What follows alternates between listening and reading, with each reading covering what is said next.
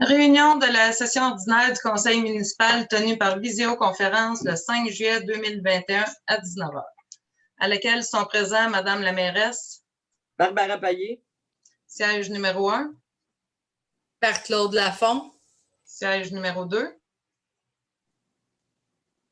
Rouvre ton micro, Doris. Doris, jeté. Siège numéro 3. Judy Bibeau. Siège numéro 4. Muriel Lessard. Siège numéro 5. Il est absent. Siège numéro 6. Tous membres du conseil formant un quorum, chacune de ces personnes s'est identifiée individuellement. Assiste également à la séance moi-même, Isabelle Plante, directrice générale et secrétaire trésorière. La séance est ouverte à 19 h sous la présidence de Mme Barbara Payet. Bonsoir tout le monde. Tout le monde a pris connaissance de l'ordre du jour. Ça me prend un proposeur pour l'ordre du jour. Proposé par Georges. Tout le monde est d'accord? Oui. Ensuite, on a en deux, attendez un petit peu, je vais vous dire ça. On a MTQ reddition de compte, donc ça se lit comme suit la résolution. Attendu que le ministère des Transports a versé une compensation de 170 819 $ pour l'entretien du réseau routier local pour l'année civile 2020. Attendu que les compensations distribuées à la municipalité visent l'entretien courant et préventif des routes locales 1 et 2, ainsi que les éléments des ponts situés sur ces routes dont la responsabilité incombe à la municipalité. Attendu que les frais encourus par la municipalité de Saint-Angèle-de-Prémont pour l'année 2020 en voirie municipale s'élèvent à 324 901 $. Pour ces motifs, proposé, appuyé et résolu que le conseil municipal de Saint-Angèle-de-Prémont informe le ministère des Transports de l'utilisation des compensations visant l'entretien courant et préventif des routes locales 1 et 2, ainsi que les éléments des ponts situés sur ces routes dont la responsabilité incombe à la municipalité, conformément aux objectifs du programme d'aide à l'entretien du réseau routier local. Proposeur. Je propose. Proposé par Julie Bibeau. Tout le monde est d'accord? Merci, Julie. Donc, on s'en va au point 1.3, présentation du rapport financier 2020 par notre auditeur représenté par Mme Mélanie Vernoche. À vous la parole, Mme Mélanie. Bonsoir tout le monde. Je vous invite à prendre le petit rapport financier qui est l'extrait du décembre 2020. Sur votre rapport, prenez la page 20 ou S12, tout dépendamment de quel côté vous le regardez, parce qu'il y a deux paginations dans le document.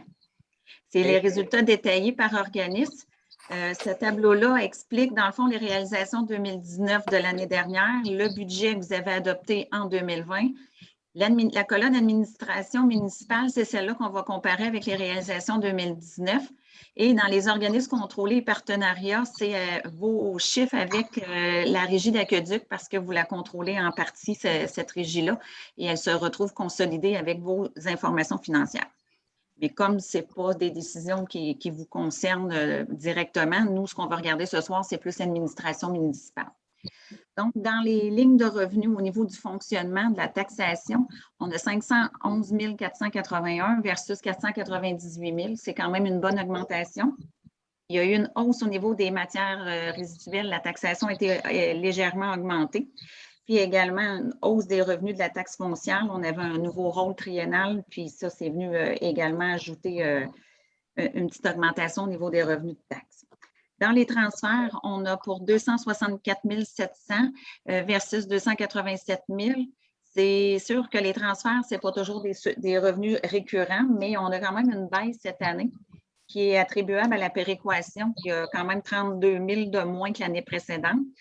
Le MTQ, il y avait eu 24 000 pour le rang Waterloo en 2018-19, alors que cette année, on a eu 40 000 qu'on a reçus en moins.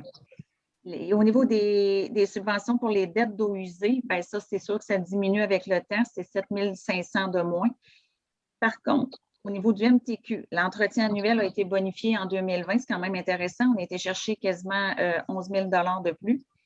On a eu une subvention inattendue qu'on appelle la subvention COVID. C'est 34 000 ça aussi que ce n'était pas budgété puis qu'on a reçu en 2020 et qu'on n'avait pas du tout l'année précédente. Et le gouvernement a mis en place une dotation spéciale de fonctionnement qu'on n'avait pas également en 2019, qui est de 6 738 qu'on a été chercher par rapport à l'année précédente qu'on n'avait pas. Dans la ligne des services rendus, il y en a pour 11 000 versus 19 000. C'est quand même ça aussi une diminution. On a eu moins de festivités liées à la COVID. Souvent, on allait chercher des petits revenus par rapport à nos activités, mais ça, il y a eu seulement la fête d'hiver à l'année 2020. On a également eu moins de revenus de location de salles, les salles étant fermées depuis mars. Et au niveau de l'entraide incendie, c'est 2 000 de moins également là, qu'on n'a pas été chercher parce qu'on n'a pas été en entraide dans les autres municipalités. On descend un petit peu plus bas, la ligne des autres revenus d'intérêt, 20 900 versus 22 700. C'est une baisse des taux de rendement parce que les intérêts ont diminué. Je pense que j'ai sauté une ligne. Les amendes et pénalités puis les impositions de droit, je m'excuse. Les impositions de droit, c'est 362 000 versus 343. C'est attribuable à les carrières résamblières qui ont 22 000 de différence. Les droits de mutation qui ont été légèrement plus bas de 4 000 et les licences et permis, 100 de moins, c'est ce qui donne notre variation de 18 000 par rapport à l'année 2019. Les amendes et pénalités qu'on avait également sauté, c'était 11 000 versus 10 000. Ça aussi, c'est nos constats d'infraction selon les billets de contravention émis sur le territoire. Ce n'est pas vraiment quelque chose qu'on contrôle là, au niveau de la municipalité. Les intérêts, comme je reviens à mon écart de 2 000 c'est en fait une baisse des revenus parce que les montants placés sont demeurés les mêmes, sauf que les rendements à cause de la COVID ont diminué quand même considérablement. Et dans la ligne des autres revenus, ligne 10, on a 7 000 L'année dernière, on avait un 4 400 en négatif. Ce n'est pas vraiment comparable. Cette année, c'est une distribution de la régie d'aqueduc qui est notre principal revenu qui se retrouve dans les 7 000. Ils ont comme donné une ristourne qu'on n'avait pas eu l'année précédente, ou du moins pas aussi élevée.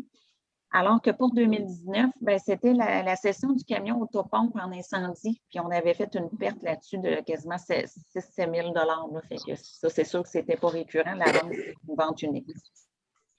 Donc, on a des revenus de fonctionnement pour 1 190 000. Dans les investissements, on a des transferts qui ont payé nos immobilisations. Cette année, en 2020, il y avait 35 000 du MTQ pour le rang tournesol et on a été chercher du PSPS pour la halte vélo de 14 200. Un peu plus bas, l'imposition de droit, c'est le fonds carrière et sablière qu'on a utilisé pour faire les travaux du rang tournesol. C'est le 57 000 au complet qui est attribué pour cette route-là. Alors qu'en 2019, on avait eu 30 800 pour la municipalité de Saint-Paulin qui avait défrayé une partie du travaux d'asphaltage du rang Saint-Charles. Cette année, ça, c'est sûr que ce n'est pas revenu. Puis on avait également utilisé 369 000 de fonds carrière et sablière pour le rang Saint-Charles et Waterloo. Donc, ce n'est pas les mêmes routes qui ont été faites d'une année à l'autre. C'est pour ça que les montants ont quand même varié. Donc, les revenus en investissement, c'est 106 405. Puis nos revenus totaux là, pour l'année 2020, c'est 1 296 457. Au niveau des charges de fonctionnement, en administration générale, on en a pour 385 610 versus 308 253. C'est quand même une bonne augmentation de 77 000. Je vous dirais que les principales raisons de la variation, c'est qu'on a versé une bonne prime de départ avec les charges sociales pour un des employés, qui est quand même significatif comme montant. Il y a eu également des frais juridiques en lien avec un contrat de déneigement qui a causé problème, c'est quand même 10 600. Puis on a également fait une vérification diligente là, à l'automne 2020 pour vérifier un peu les livres de la municipalité suite au départ de l'ancien DG. Donc, puis en 2019, par contre, on avait fait la réfection d'une toiture, puis ça avait quand même coûté 33 000. Ça, ce n'est pas une dépense qui est revenue en 2020. En sécurité publique, on a pour 95 900 versus 108 000. La différence de 12 000 à la baisse, la police a quasiment coûté, au niveau SQ, ça a coûté pratiquement la même affaire, sauf au niveau des incendies. On a eu une baisse des salaires des pompiers, il y a eu moins d'interventions en incendie, mais également beaucoup moins de formations. Les formations étaient un peu suspendues en raison de la pandémie. Donc, les pompiers ont moins suivi de cours en 2020. Et puis, les frais de formation également sont en diminution. Au niveau du transport, tout ce qui touche la voirie, c'est 327 000 versus 303 000. C'est une augmentation d'à peu près 23 000. C'est qu'on a un nouveau contrat de déneigement en 2020 qui est plus dispendieux que l'année précédente. C'est 31 000 de plus. Par contre, on n'a pas fait de déboisement sur les abords de route en 2020. Fait que ça compense un petit peu. C'était quand même 8 600, là, juste ça qu'on avait défrayé en 2019. Mais ça, cette dépense-là n'a pas eu lieu en 2020. Dans l'hygiène, je n'ai pas sauté de ligne. Là. Oui, ouais. En hygiène, c'est 150 000 versus 132 000. C'est 17 000 de plus, mais c'est attribuable, c'est principalement à la hausse de la quote-part de la Régie d'aqueduc de Grand Prix. Dans l'aménagement, urbanisme et développement, on a 13 000 versus 33 000. C'est une petite diminution qui est quand même due au recensement des installations septiques pour la conformité qu'on avait fait en 2019 et qui avait coûté près de 18 000 $. En loisirs et culture, 8 700 versus 17 000. C'est évidemment que comme il n'y a pas eu de festivités, de fêtes, d'activités récréatives, bien, tout ça a été en diminution de 8 000 $. Et si on descend dans les frais de financement, 23 000 versus 28 000, bien, la baisse est attribuable au fait que nos dettes ils prennent de l'âge et puis plus les dettes, les soldes sont plus bas, bien, les frais d'intérêt diminuent également. Il n'y avait pas de nouvelles dettes là, en 2020. Donc, on a pour 1 418 923 de dépenses de fonctionnement, ce qui dégage un bénéfice comptable de un déficit comptable de 122 466. Est-ce qu'il y a des questions jusque-là? Ça va. On continue à la page 21 ou S13, qui est la continuité de notre même 122 466, à laquelle on enlève le 106 000 pour les investissements. Nos amortissements comptables pour nos immobilisations qu'on a utilisées, c'est 415 000. Si on descend en ligne 17, au niveau des frais de financement, on a remboursé du capital sur notre dette à long terme pour 2 828 négatifs parce que vous recevez plus de subventions qui financent vos paiements de capital de la dette. Puis les dettes sont même terminées dans certaines, pour une en question au niveau de l'assainissement, alors que les subventions continuent de rentrer. C'est sûr que ça vous aide à ce niveau-là. Dans les activités d'investissement pour les affectations, on a utilisé 32 900 pour payer des immobilisations qui ne sont pas allées en règlement d'emprunt ou qui ne sont pas subventionnées. Et plus bas, on a l'excédent de fonctionnement affecté. Vous aviez prévu dans votre budget d'affecter 20 000 $ pour réduire la taxation. Donc, le même 20 000 $ a été utilisé là, dans nos revenus de l'année 2020. Ce qui dégage à la ligne 27 un excédent de fonctionnement de l'exercice de 176 100. Ça, c'est vraiment votre surplus de l'exercice. Si on le compare à l'année d'avant, c'est sûr qu'il est un petit peu plus beau, mais vu les circonstances vécues cette année, c'est quand même bon là, comme surplus. Donc, ça, c'est ce qui concerne les résultats au niveau du fonctionnement. Ça allait toujours? Ça va très bien. Maintenant, on va poursuivre avec les activités d'investissement. C'est tout notre processus d'immobilisation, d'investissement à long terme. À la page 22 ou S14, c'est le même principe que pour la page précédente. Là, on a la colonne d'administration municipale. Dans vos immobilisations au niveau de la sécurité publique, on a fait l'achat de bunkers pour 2066. Dans le transport, la dépense de 100 000, là, elle est composée du rang tournesol pour 86 000, un 955 pour un terrain, pour un chemin qu'on a acquis en vente pour taxes, et de l'équipement, des souffleurs, des petits trailers, des broussailleuses, l'afficheur de vitesse, tout ça pour à peu près 14 000 $. Donc, c'est ce qui totalise notre dépense de 100 000. Dans les hygiènes du milieu, le 18 593, c'est des compteurs d'eau. Je pense que c'est une nouvelle réglementation d'installer des compteurs dans certaines places stratégiques. Et ensuite, en loisirs et culture, c'est la halte vélo pour 18 000 $. Donc, nos immobilisations 2020, c'est 139 324 qu'on a acquis. Comment ils ont été payés? Bien, il y avait le 106 000 de la ligne 1 qui a été des subventions et fonds carrières, mais également notre 32 919 qui vient du fonds de fonctionnement, et ce qui donne un net de zéro. On n'est pas en attente de subvention ni de règlement d'emprunt pour finaliser nos immobilisations 2020. Donc, on n'a pas de décalage par rapport à des revenus qui ne sont pas encore rentrés. C'est ce qui regarde au niveau, c'est ce que ça donne au niveau de l'investissement. Est-ce que ça va aussi pour ce volet-là? Ça va très bien. Maintenant, je vous amène à la page du bilan de la situation financière au 31 décembre, qui est l'image de vos chiffres, de votre bilan, pas revenus, mais vos biens. Toujours colonne administration municipale avec administration de 2019. Dans vos actifs financiers en trésorerie, vos placements, vos comptes de banque, vous en avez pour 2 814 995, ce qui est excellent. Au niveau des débiteurs, 678 200 versus 860 000, c'est une baisse un petit peu par rapport à l'année précédente. C'est qu'on avait des montants affectés au remboursement de la dette, on a eu les paiements en cours d'année parce que c'est des grosses subventions, des gros montants qui sont versés. C'est sûr que ça vient jouer.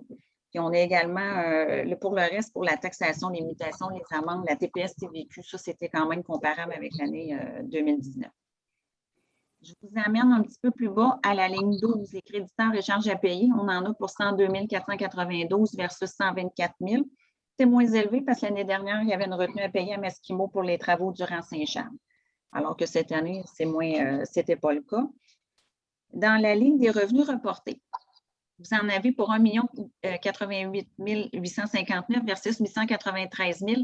L'augmentation vient principalement du Fonds carrière et sablière. Quand les sommes ne sont pas utilisées pour des travaux précis ou pour des dépenses spécifiques au niveau du fonctionnement, bien, on les place dans le revenu reporté. Puis votre fonds, là, il est constitué de ce solde-là là, au 31 décembre. Fait que vous pouvez encore faire beaucoup de travaux en voirie sans inquiétude. Au niveau de la dette à long terme, 862 000 versus 1 100 000. Comme je vous disais, il n'y avait pas de nouvelle dette. C'est uniquement du remboursement de capital qui s'est fait en 2020. Donc, les emprunts diminuent tranquillement pas vite. Là. Pour le restant, vous avez vos immobilisations à 9 75 107. Comme on a vu les acquisitions, on a vu les amortissements, c'est la résultante du net de cette année. Le 15 036, c'est des propriétés, ça ne bouge pas, qui sont destinées à la revente. Ils n'ont toujours pas eu de mouvement dans ces propriétés-là. Puis, autres actifs non financiers, c'est 23 200. C'est comparable aussi à l'année dernière. C'est nos frais payés d'avance pour l'année 2021 qu'on a décaissés en 2020. Un peu plus bas, vous avez vos excédents ou déficits accumulés. Dans votre cas, c'est plus de l'excédent. Le surplus non affecté. C'est un chiffre qui vous intéresse souvent, là. 2 9 777, c'est le solde au 31 décembre 2020. Et puis, on a nos investissements nets dans les immobilisations là, pour 8 500 000. Ça, c'est une conciliation théorique de tout ce qui est long terme au niveau des immobilisations puis des dettes. Donc, ça, c'est vraiment une écriture comptable, mais le chiffre qui vous intéresse le plus, c'est celui de la ligne 23. Donc, ça, c'est notre bilan là, au 31 décembre. Est-ce que ça va jusque-là? Ça va jusque-là. J'avais joint dans le document là, les pages 25 ou S23 qui viennent donner un petit peu le détail de quoi est composé, dans le fond, les surplus de la municipalité. On voit vraiment votre 2 millions à la ligne 9, là, parce que les autres chiffres, c'est ceux de la régie. Il faut faire attention, ce n'est pas les vôtres, c'est ceux de la régie qui sont consolidés avec la municipalité. Mais le 2 millions, c'est vraiment votre administration municipale, là, qui est la municipalité de Saint-Angèle. Puis votre conciliation théorique du 8 millions, là, elle aussi, elle est avec la régie, mais ça vous donne quand même une petite idée parce que la régie, ses chiffres sont pas aussi importants que les vôtres. Puis ça donne un peu de quoi est composé l'investissement. Donc, moi, ça complète. S'il y en a qui ont des questions sur l'audit ou sur les états financiers, je me fais plaisir d'y répondre. Est-ce que le conseil, les membres du conseil ont des questions? Pour ma part, j'en ai pas. Moi non plus. Je pense que les chiffres, on les comprend, les différences ou ces choses-là. Je pense ça a été bien expliqué. Clair pour nous autres, oui. Ça a été très bien expliqué. Donc ben, on vous remercie beaucoup, Mme Mélanie. Donc, ça va me prendre un proposeur pour accepter le dépôt. J'avais Muriel en premier. Tout le monde est d'accord de ce que je comprends? Oui. Donc, Mme Mélanie, on vous remercie beaucoup. Ça se peut plaisir. qu'on ait à vous reparler, moi puis Isabelle, mais un petit peu plus tard. On vous laisse, pas aujourd'hui. Ah ben, gênez-vous pas, là. Je suis toujours disponible. Juste à me lâcher un coup de fil ou on s'organise quelque chose. Je le sais. Ça vous va? Merci beaucoup. Oui. Parfait. Bon, ben, bonne soirée, Madame Livernoche. Ben, merci à vous. Au revoir. Merci. Au revoir. Donc, nous autres, on va continuer. On va continuer. Je vais retrouver mon ordre du jour. Attends un peu, je mets dans mes papiers. Bon, là.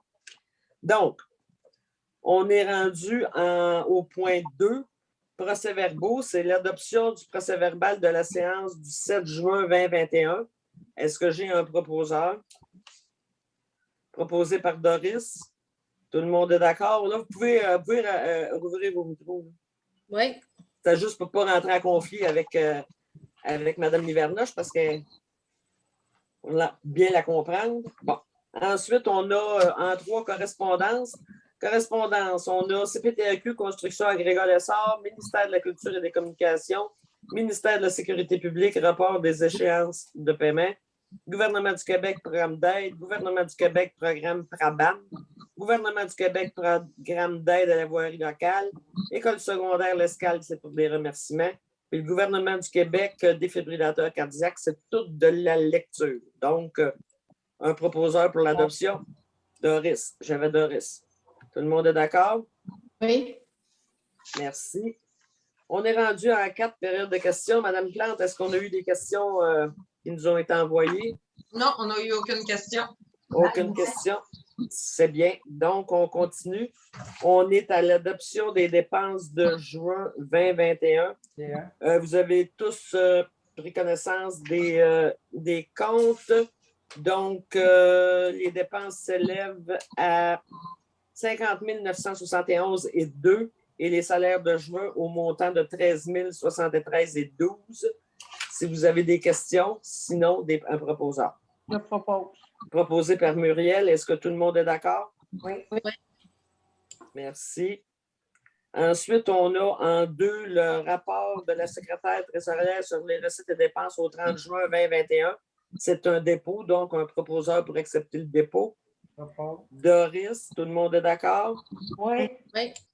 Ensuite, on a en 3 un rapport de la séance de novembre. Bon, là, c'est considérant les élections du 7 novembre 2021, considérant qu'il y a lieu de déplacer la date de la séance de novembre, proposé, appuyé, résolu que le conseil municipal de Saint-Angèle-de-Prémont déplace la date de la séance de novembre pour le 15 novembre 2021. Proposé par Georges? Oui. Merci, tout le monde est d'accord? Oui. Ensuite, on a Infotech, soumission pour kit de conférence. Je vais te laisser aller, Isabelle. Bien, le kit de conférence, c'est celui-là qu'on a fait. C'est pour entériner la dépense. Non. Non, c'est pas celle-là. On attendait plus C'est l'autre après. d'informations. OK, ah ouais, vas-y. On attendait une autre réponse là, concernant des micros. Oui, c'est ça. J'attends la soumission pour avoir 7 micros de plus. 6 micros de plus. OK. Je n'ai pas eu de nouvelles encore. Bon, ben, la soumission là, pour l'achat du kit de vidéoconférence, c'est 2038,95 plus taxes. Cependant, puis là, Isabelle était allée voir à Saint-Alexis comment ça fonctionnait, ça? Oui. Ça avait l'air à bien aller. Cependant, ça va nous prendre 6 micros de plus. Fait que donc, là, on peut acheter le kit. Elle va avoir la réponse, puis c'est parce que Infotech ne travaille pas le lundi. Là. C'est fermé. Non, mais c'est mon représentant qui n'était pas là.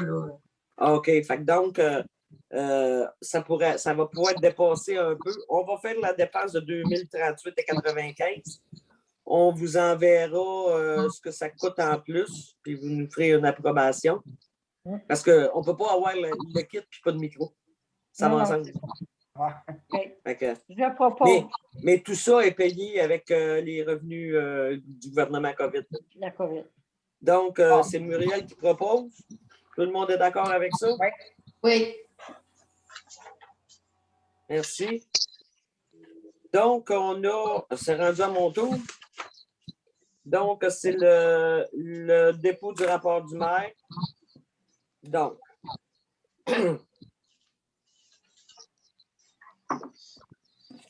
conformément à l'article 176.2.2, je fais le rapport sur les faits saillants du rapport financier et du rapport de l'auditeur indépendant. Le rapport de l'auditeur indépendant a été émis sans réserve pour l'exercice terminé le 31 décembre 2020. Le rapport financier. Les revenus générés en 2020 se sont chiffrés à 1 296 457 et se traduisent comme suit. En taxes, 511 481. En transfert, 313 985. Services rendus, 11 353. Imposition des droits, 419 144. Amendes et pénalités, 11 812. Revenus d'intérêt et de placement, 20 974. Autres revenus, 7 708. Les charges en 2020 se sont chiffrées à 1 418 923 et se traduisent comme suit. Administration générale, 385 610. Sécurité publique, 95 923. Transport, 326 967. Hygiène du milieu, 149 823. Aménagement et urbanisme, 13 948. Loisirs et culture, 8 733. Frais de financement, 22 857. Amortissement, 415 062 $. Le traitement des élus. Conformément à l'article 11 de la loi sur le traitement des élus, je vous transmets le détail de la rémunération et des allocations de dépenses actuelles des élus. Pour la mairesse, rémunération de la municipalité, 9 111,40. Allocation de dépenses, 4 555,80. Pour la mairesse, pour le salaire de la MRC, incluant les comités et les allocations de dépenses, 13 742,28. Et pour la mairesse qui siège au CA de la Régie de Caduc de Grand-Pré au poste de présidente, avec les allocations de dépenses, 5 658,90. Conseiller, rémunération 3 037,08 et allocation de dépenses 1 518,60. Donc, c'est ce que j'avais à vous déposer. Ça me prend un proposeur pour l'acceptation du dépôt par Marie-Claude. Merci. J'ai encore perdu mon... Ça s'en vient.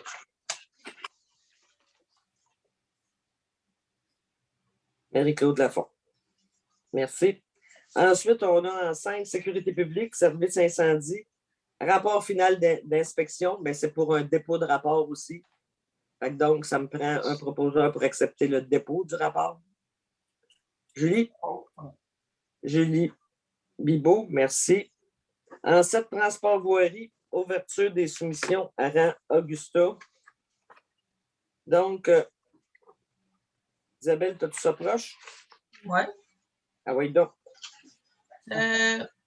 Considérant la demande de soumission pour l'asphaltage d'une partie du rang Augusta Nord, considérant que la municipalité a reçu 5 soumissions, construction et pavage Port-Neuf, 95 321,29. Construction et pavage Boisvert, 98 278,33. Masquimo Construction, 97 725,88. Excavation Normand Majot, 97 403,43. Saint-Trat, 110 749,67, toutes taxes incluses. Il est proposé, appuyé et résolu que le conseil municipal de Saint-Angèle-de-Prémont, d'une part, prend connaissance du résultat de l'ouverture des soumissions qui s'est tenue le 5 juillet 2021 à la salle municipale en présence de l'ingénieur M. Ghislain Lambert, la mairesse, l'inspecteur municipal, la directrice générale, un conseiller et 4 représentants soumissionnaires.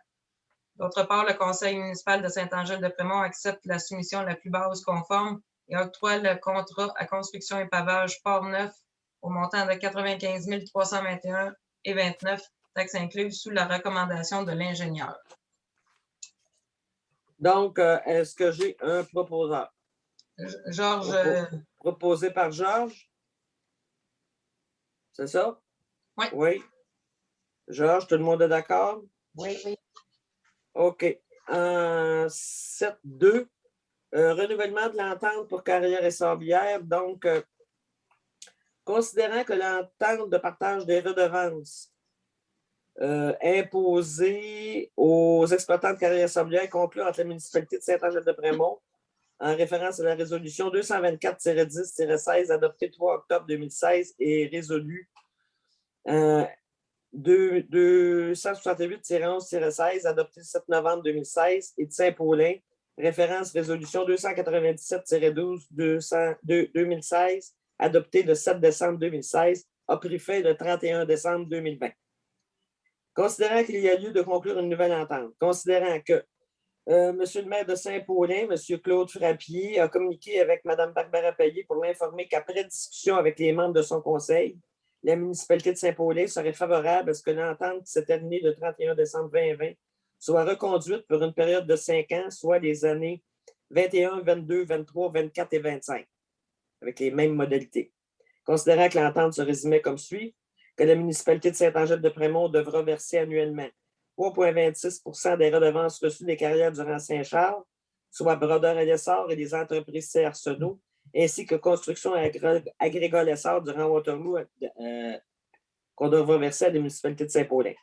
Pour ces motifs, proposés, appuyés, résolus, que le préambule fasse partie intégrante de la présente résolution, que le conseil municipal de Saint-Angèle-de-Prémont est consentant à renouveler avec la municipalité de Saint-Paulin l'entente concernant le partage des redevances susceptibles de transiter par Saint-Paulin pour les 5 prochaines années, soit 21, 22, 23, 24 et 25, cela aux mêmes conditions que l'entente qui s'est terminée au 31 décembre 2020, que le montant annuel à verser soit confirmé par le vérificateur externe de la municipalité de Saint-Angèle-de-Prémont, qu'une acceptation de la présente résolution par l'adoption d'une résolution par le conseil municipal de Saint-Paulin constitue l'entente convenue entre les deux municipalités. Proposé par Georges. C'est ça? J'ai besoin d'un secondeur. Secondé par Doris. Doris. Proposition de Georges, secondé par Doris. Merci beaucoup. Tout le monde était d'accord? C'est ça que j'ai compris. Georges. Ensuite, on a en urbanisme, on n'a rien. En environnement, l'achat d'un automate, je te laisse aller, Isabelle. Considérant qu'il y a lieu de changer l'automate à la station d'épuration, il est proposé par appui et résolu que le conseil municipal de Saint-Angèle-de-Prémont entérine l'achat d'un automate au montant de 9 223,62 plus taxes. Le financement se réfère même le surplus de la municipalité au secteur des eaux usées. L'automate qui est commandé. Proposé par Muriel. Tout le monde est d'accord? Oui. C'est bon. Loisirs et culture et politique familiale. Muriel, tu avais quelque chose à nous dire concernant le projet d'écriture, je pense? Oui, c'est ça, le projet Au-delà des mots.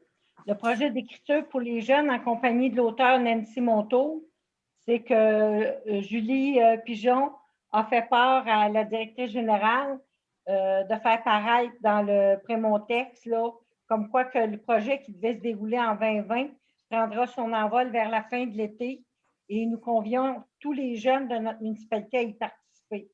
Elle explique pourquoi participer. Je n'énumérerai pas toutes, là, je vais dire juste les grandes lignes, parce que le projet va être divisé en 2 volets.